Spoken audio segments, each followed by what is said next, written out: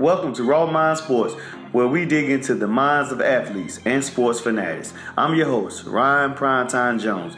If you have a love and passion for sports, then this is the show for you.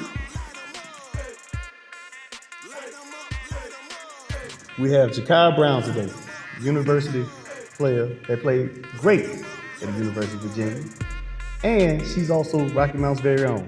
She was dominant at Rocky Mount Senior High when she was playing here for the great Miss Gainey. So Jakai Brown, tell us a little bit about your achievements at Rocky Mount Senior High. Oh man, growing up, I've always been a Rocky Mount Griffon. Always been a big fan of coming to the games, watching the older girls play, and watching Coach Gainey on the sides. I was like, always been like, oh, I want to play with Coach Gainey. That's always been me. But yeah, just end up staying in the district and getting here. I remember my first year, I wasn't able to play due to an injury, tore my ACL. Wow. Coming into ninth grade year, yeah, that was really tough on me.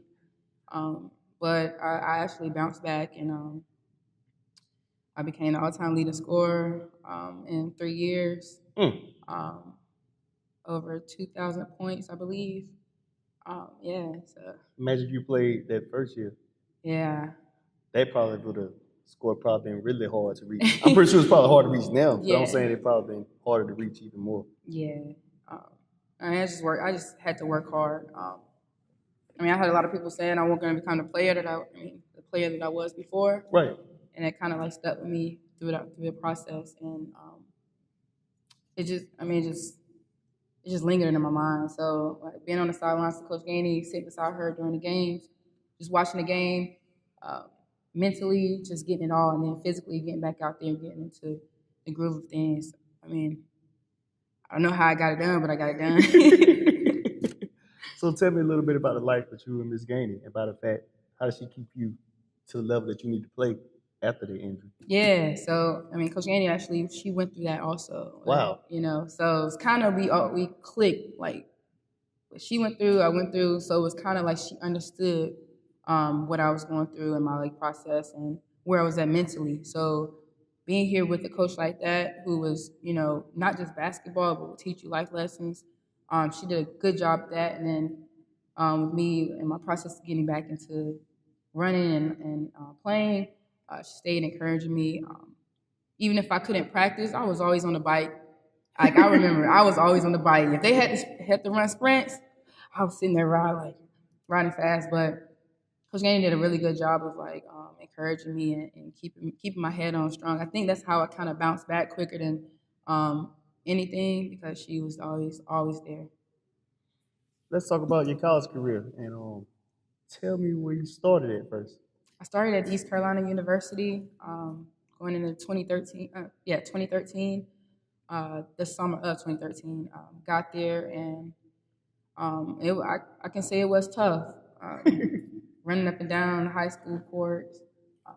I got there. This girl's much quicker than me, much stronger than me. But I knew I would always think about what I went through with my knee injury, and how I can overcome anything that I want to. So just following through with that process, and it was an experience, but it was an experience that I didn't want to go back to. So that's why I made the decision to leave.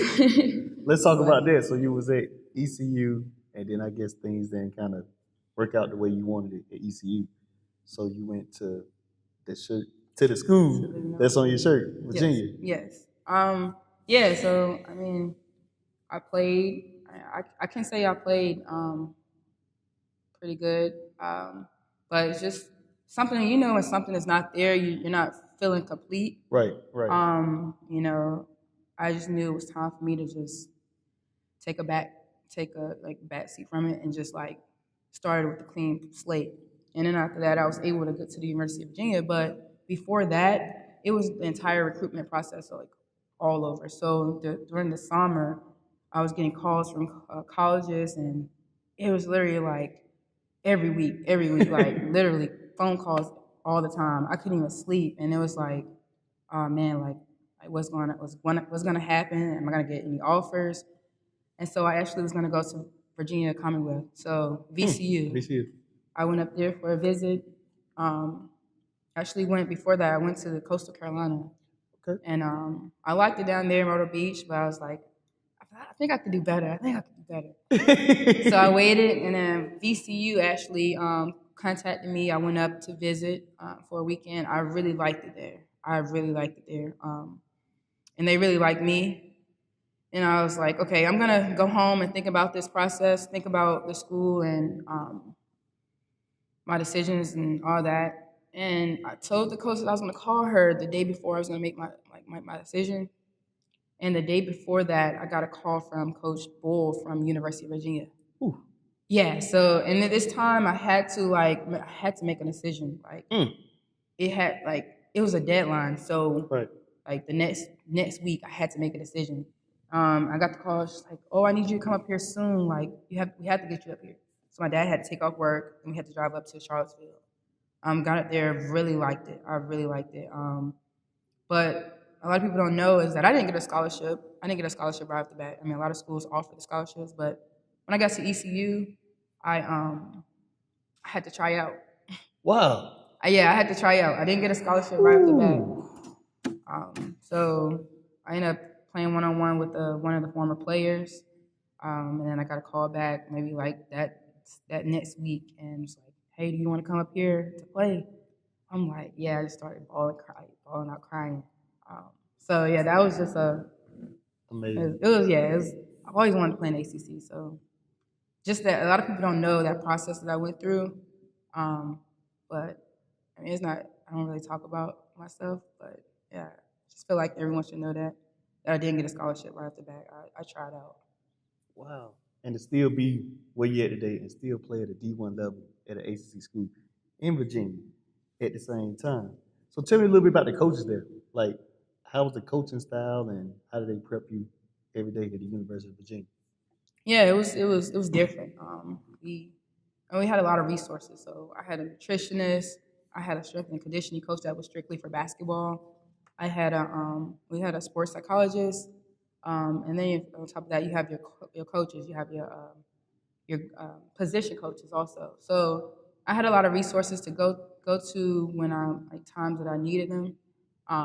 But I can say that they developed me into a good person and a good player that I am today.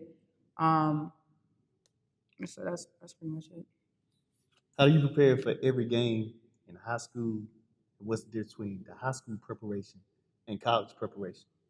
High school is different because you go through your 6 hour, 7 hour day of class. You have to be here, and then after that, that's when the games start.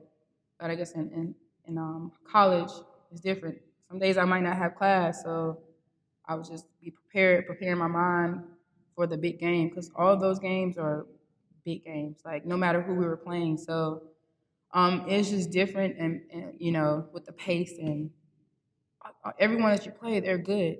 They didn't make it there for no reason. Right. So just preparing my mind. If I had to guard one of the best players on the team, I had to prepare for that every time.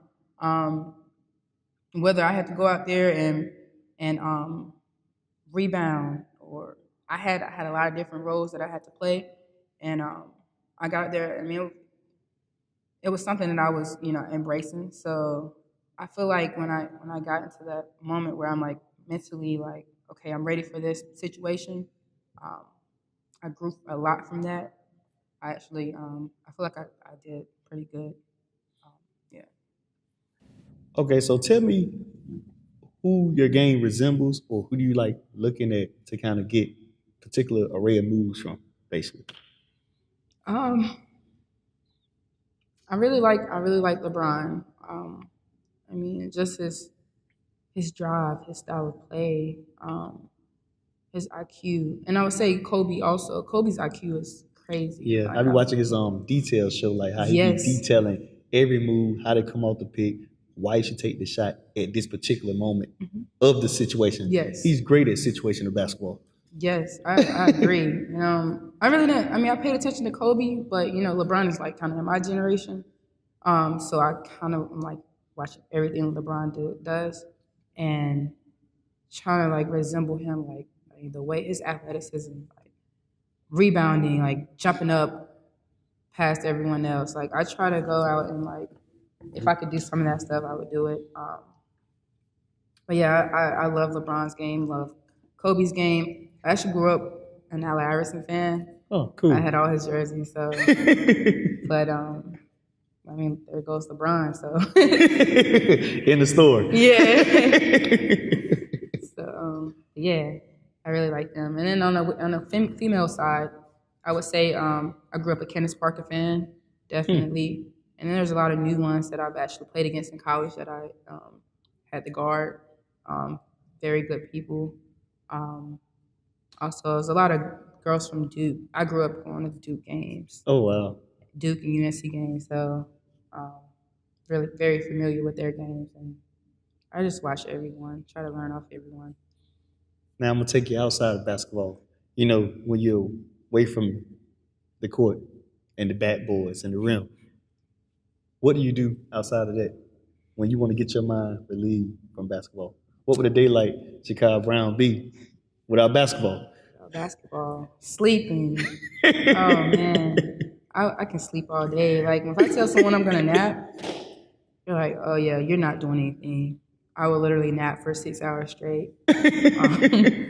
Like, I love sleep, but either that or shopping. I love shopping, and I love traveling. So, I mean, being at UVA, I was traveling a lot. So I'm like seeing different places. Right. I'm like, yeah, I love traveling. So that's what my life outside of basketball would be. So what's your favorite thing to eat? I would say chicken Alfredo, chicken and shrimp Alfredo. Yeah.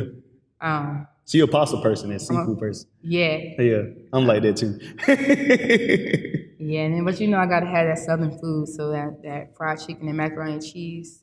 My aunt makes the best macaroni and cheese ever. Like when I'm having cookouts Yeah. and everyone come eat the macaroni and cheese, like who made this macaroni and cheese? I'm like, my aunt. She doesn't even eat macaroni and cheese. Wow. I'm like, wow, like there's some good macaroni and cheese. So you direct them to the macaroni and cheese. Every time. Every time.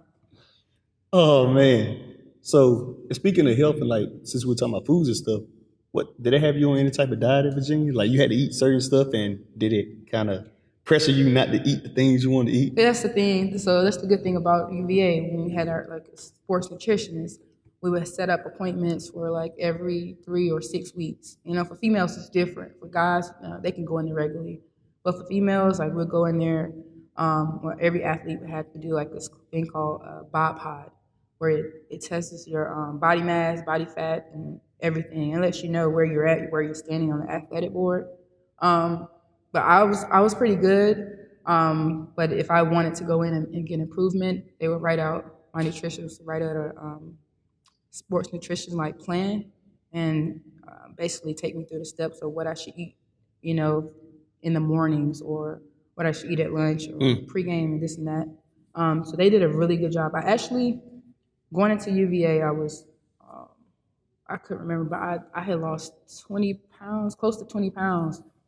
And like when I say I felt amazing, it was crazy. And that was all because I had dove into the nutrition part and also the strengthening, all that. So like, and that was like, I think that was one of my best years when I actually, you know, dug deep into the nutrition part, because that's really important. A lot of people don't know that. So Wow. Got me feeling like I want to go work out now. during the process of me getting back into playing, I would work out at 5 o'clock every morning before school and all that. So when people think about like me coming back from my injury, they didn't really see what I was doing. And it was 5 o'clock, 6 o'clock in the morning. So, Coach Gainey would open the gyms for me. I would go in, practice, either go back home or shower here. And everybody's trying to figure out, like, how did you get back to the person that you were, you know, the player that you were? So I think it was just the drive that I had. So tell me about yourself. When was the first time you decided to play basketball? And before you even thought about basketball, what type of person or child that you were? Oh, man. I was always active in sports. Growing up around a lot of guys, my brothers, and had a lot of god brothers. So, just playing. I think I started out playing when I was maybe 4 years old. 3 or Wow. 4. And my parents, they always kept me active. Like my family always kept me active. So on Saturday mornings, I would go in and play basketball. I would have a game at the YMCA. After that, I would go into bowling. And then after that, I would go back home and just play. So I was always active, and I think that's where my love of the game came from just constantly being around it and seeing people around me or going to the games and like, hey, I want to be like that person. I want to play in this big arena. I think that's where it came from. So. Intriguing. Tell me a little bit about your future plans. Yeah, so I do want to continue to play basketball, professional.